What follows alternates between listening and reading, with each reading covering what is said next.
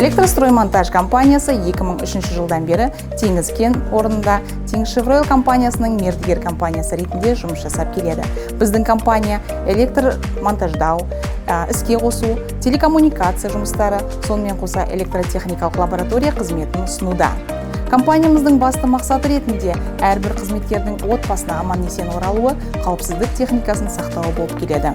Жыл сайын Теңізшевройл өз мердігерлерін қауіпсіз техникасы және қоршаған ортаны қорғау бойынша тексеріс жүргізеді. Біздің компания жыл сайын А деңгейіндеміз. Осының көрсеткіші ретінде ТШО компаниясы Green флагымен марапаттады, яғни жасыл жалаумен. Green флаг, жасыл жалау, өзіміздің СМ компаниясының жұмысшыларының биік белестерде жұмыстарын көрсетуіне үлкен серпіліс әкелетініне сенімдіміз.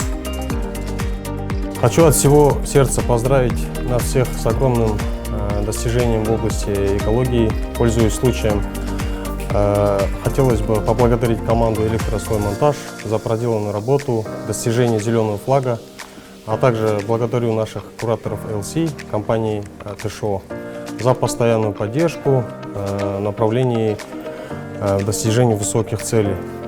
Ну и, конечно же, мне хотелось бы особенно поблагодарить наше руководство в лице Бахат Байрахметқызы за постоянную поддержку и приверженность к экологии, ТБ и КБТ.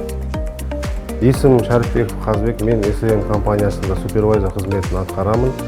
Бізге берілген жасыл жалау өркен жобасындағы қызметкерлердің сәтті атқарған жұмысының нәтижесі деп білеміз. Өркен проектісінде 400-ге жуық адам жұмыс жасайды. Әр қызметкер экология бойынша координаторлармен бірігіп жұмыс жасайды.